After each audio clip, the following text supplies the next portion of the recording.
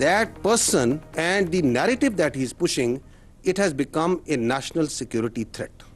अब सियासत खत्म हो चुकी है, अब उसका जो बयानिया है वो पाकिस्तान की नेशनल सिक्योरिटी को थ्रेट बन चुका है। ये बयानिया चलता है, ये जो दो मेन अकाउंट है, एक ये जो जमात का अकाउंट है और एक इंसाफ का ये जो नार्सिस्ट है इसका अपना अकाउंट है। ये आपको ये जो भी इसने 2 दिन पहले ट्वीट की है, उस ज़हनी मरीज की ट्वीट को देखें कैसे इन्होंने ट्वीट किया। जो वो कहते हैं ना सिम्टम्स होते हैं ना बीमारी के, ये जो ज़हनी मर्ज है इसको, इसकी बीमारी के सिम्टम्स आपने पहले भी देखे। वो तुम हो कौन, ये क्या सोच है, कहाँ बैठ के कौन सी फ्रस्ट्रेशन है तुम्हारे अंदर, कहां से तुमने ये इल्म हासिल कर लिया, किसकी तुम जुबान बोल रहे हो। इन्होंने तो ये भी बताया था कि ये फौज जो सी है ये लड़ नहीं सकती, ये तो सिर्फ सियासत करती है। तो फौज लड़ी या नहीं लड़ी? तो बाकी ये जो कहते हैं इनके लिए मैं यही कहूंगा कि बार्किंग, जो कुत्ता भौंक रहा होता है ना, उसके बारे में जो है ना ज्यादा परेशान होने की जरूरत नहीं है। पाकिस्तान में झूठ और फरेब का ये कारोबार मजीद नहीं चलेगा। इस बात की इजाजत नहीं दी जा सकती कि इस बयानियों को चलाया जाए और इसकी सहूलतकारी की जाए। अस्सलाम वालेकुम, प्रोग्राम में खुश आमदीद। आपने गुफ्तगू सुनी DG/ISPR जनरल अहमद शरीफ साहब की। आज प्रेस कॉन्फ्रेंस उन्होंने की और उसमें पहला दिन था जो चीफ़ ऑफ डिफेंस फोर्सेस का ओहदा संभाला है जनरल आसिम मुनीर साहब ने, फील्ड मार्शल आसिम मुनीर ने, और उसके बाद ये प्रेस कॉन्फ्रेंस हुई और उसका आगाज़ भी इसी बात से हुआ कि वो ओहदा संभाल लिया उन्होंने और काम शुरू हो चुका है। लेकिन उसके बाद सारी प्रेस कॉन्फ्रेंस, सारी प्रेस टॉक का मरकज़ जो था वो इमरान खान और पाकिस्तान तहरीक इंसाफ और उनका बयानिया और उससे जो नुकसान पहुंच रहा है रियासत को उसके बारे में था। और नेशनल सिक्योरिटी थ्रेट जब कहा गया तो बहुत एक सीरियस बात है। उसके बाद से क्वेश्चन पूछे जा रहे हैं, क्या गवर्नर राज लगा दिया जाएगा खैबर पख्तूनख्वा में? क्या पाकिस्तान तहरीक इंसाफ पर पाबंदी लग सकती है? क्या एक बहुत बड़ा क्रैकडाउन शुरू होने वाला है पाकिस्तान तहरीक इंसाफ की लीडरशिप के ख़िलाफ़, उन लोगों के ख़िलाफ़ जो कानून तोड़ें?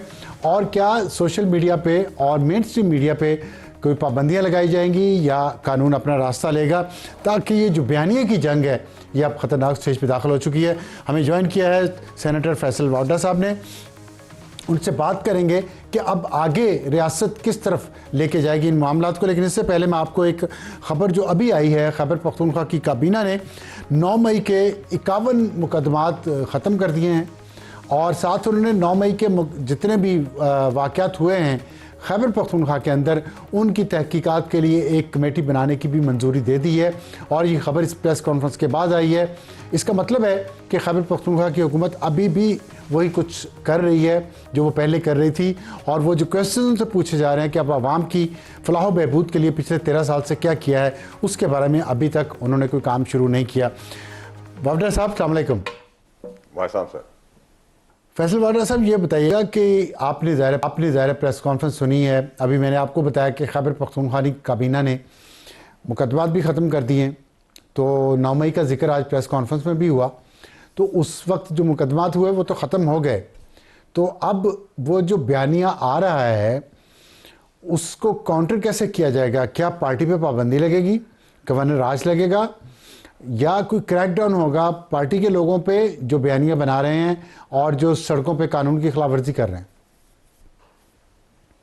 बहुत शुक्रिया अफसार साहब। देखिए अफसार साहब, मैंने आपको वक्त से पहले हर चीज़ बताई, कल भी आपको बताया कि बैरून मुल्क, अंदरून मुल्क दुश्मन, मुल्क दुश्मन, फौज दुश्मन, उनके सिपह सलार के दुश्मन का रियासत खुद जवाब देगी। जो कुछ सवाल सबके दिमाग में गूंज रहे हैं और वो बड़ी ठोक बजा के रियासत के नुमाइंदे DG/ISPR जनरल शरीफ ने बता दिए और उसके अंदर बड़ी क्लैरिटी आप रखें।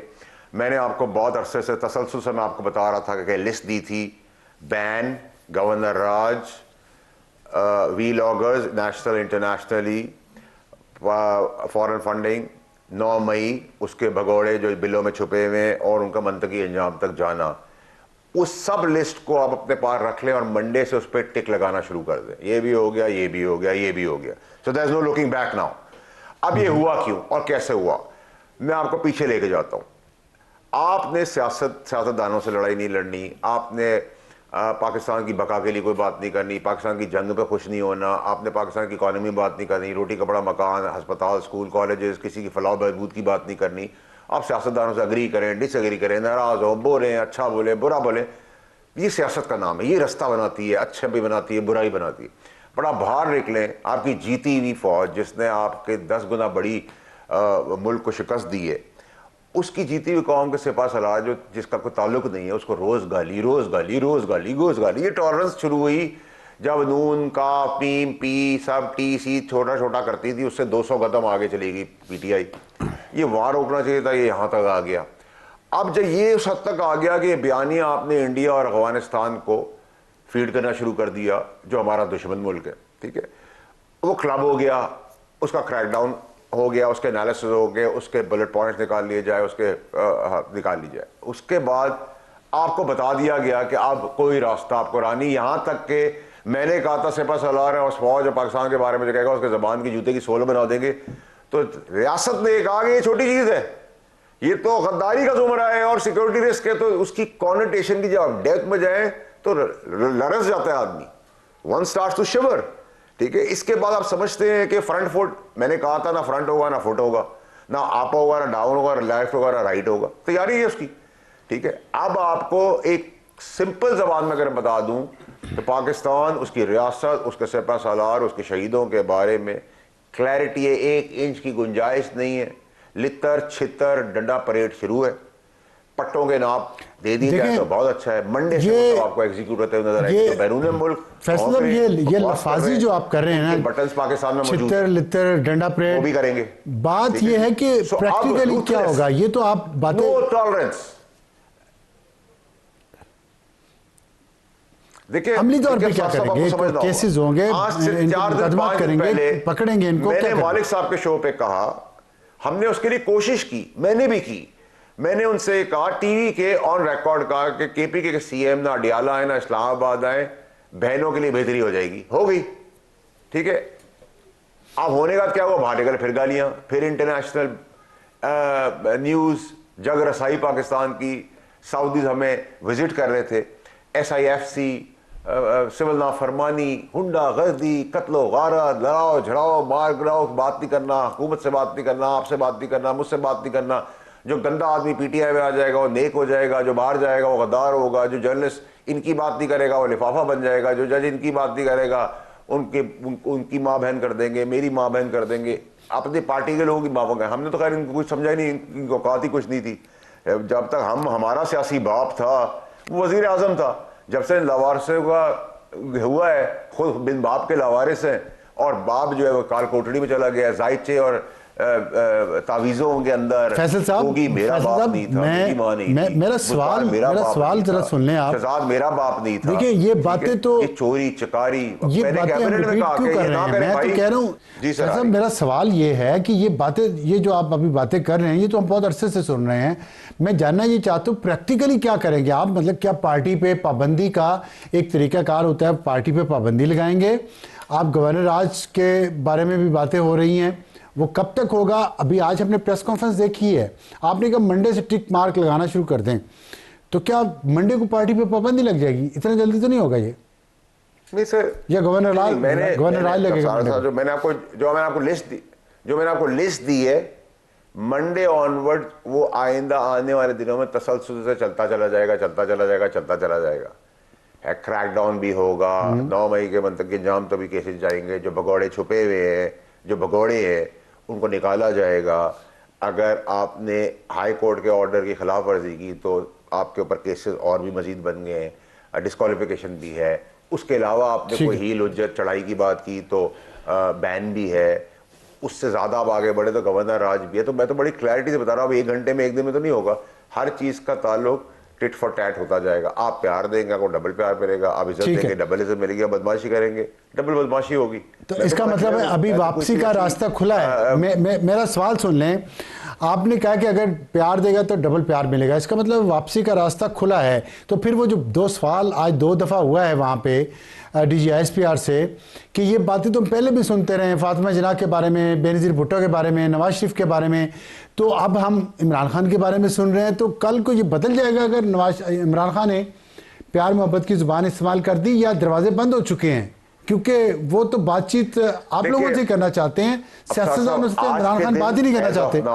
हर दरवाज़ा बंद है, लेकिन अगर आप मुझे सलाम करें मैं आपको डबल सलाम करूं, आप मुझे क्या हाल पूछे मैं आपसे पूछूं, आप पानी लेंगे, चाय लेंगे, कॉफ़ी लेंगे, जिंदगी में कोई हरफ आखिर नहीं होती। आज की तारीख में अभी मुझसे आप बात कर रहे हैं, एज ऑफ नाउ दरवाजा बंद है ना, क्रैकडाउन शुरू हो जाएगा एज ऑफ नाउ। लेकिन तो कल हो सकता है कि वो प्यार मोहब्बत का इजहार करें तो वहां से डबल प्यार मोहब्बत हो, रिस्पॉन्सिबिलिटी ले, तो कहीं ना कहीं तो उम्मीद की किरण है ना। सियासत का नाम ही इम्पॉसिबल को पॉसिबल करना है। लेकिन जो आज इकदामात हुए प्रेस कॉन्फ्रेंस के बाद, मैं आपको बता रहा हूं कि मेरी लिस्ट में आप टिक लगाना शुरू कर दें। There is no question now. तो ठीक है, फिर उनकी मर्जी। ये आप देखिए बात कर रहे हैं की जो बदमाशी फैसला, ये बातें दोनों मुतजाद है। पॉलिटिकल पार्टी की नहीं थी। एक तरफ आप कह रहे हैं कि प्यार देंगे तो प्यार मिलेगा, सीधा कर दिया, डबल प्यार मिलेगा, लेकिन दूसरी तरफ कह रहे हैं कि आज के बाद कुछ नहीं लोगों होगा। ने रिस्पांसिबिलिटी ले ली, तो ये किस खेत की मोरी है सर? ये क्या है? ये गालियों के अलावा कर क्या सकते हैं? ये सोशल मीडिया में एनोनिमस नाम है, ना बाप का पता है, ना दादा का पता है, ना नाम का पता है, ना कौन है, ही है, शी है, कौन है, हमें तो पता ही नहीं है। अब आप एक इन्होंने आपसे बात करते हैं, आप जिम्मेदारी लेते हैं, आप अफसार आलम साहब हैं, मैं बात करता हूं, मैं बावड़ा हूं, मैं बात कर आप समा पे बैठ के बात करें। अब आपकी किसी मैं कर दूं इनोनिमस नाम अब्दुल गफूर करके, तो अब्दुल गफूर की कोई हैसियत क्या है, उसकी रेलेवेंस क्या है? जब उस लाइन को टो करती है पार्टी और उस पार्टी के साथ इंतशार फैलता है और इंतशार दूसरा मुल्क दबा के इस्तेमाल करता है हमारे लिए, और उस पर कत्लो गारत की बात आ जाती है, तो वो अफगानिस्तान और इंडिया चले जाए, आज का दिन उनके पास है, चले जाए वहां सियासत करें, उनको वहां वेलकम भी किया जाएगा। नहीं तो देखिए फैसल साहब, आपको मेरी आवाज़ आ रही है? ये बताइएगा कि जो आपने बातें की हैं इसमें थोड़ा तजाद है। एक तरफ आप कह रहे हैं कि ये अब छितर लितर जो भी आप बात कर रहे हैं कि वो होगा, सख्ती होगी मतलब, दूसरी तरफ आप कह रहे हैं कि उम्मीद रखनी चाहिए कि कोई ना कोई हो सकता है कि वो प्यार की बात करें तो यहाँ से डबल प्यार मिले। ये कंफ्यूजिंग पॉलिसी है। नहीं देखिए मैं आपको बताता हूँ साहब, आज जो बयानिया आया रियासत ने दिया, उन्होंने ठोक बजा के दे दिया, this is what it is and this is how is going to B.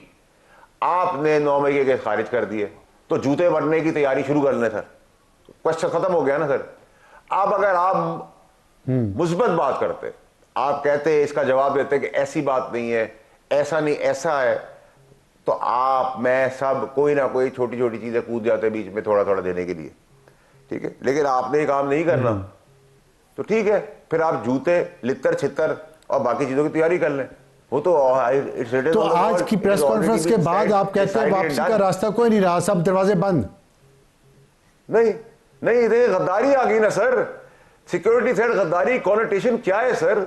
ये एक बहुत बहुत डीप रूटेड, बहुत लरस जाने वाली, शिवर करने वाली बात है। पहले बात होती थी, सुनते थे, ये फौज जीती हुई फौज है, इसकी मोराल, इसका अपनी आवाम का ताल्लुक, प्यार एक डिफरेंट लेवल का है। They mean business, that's the difference.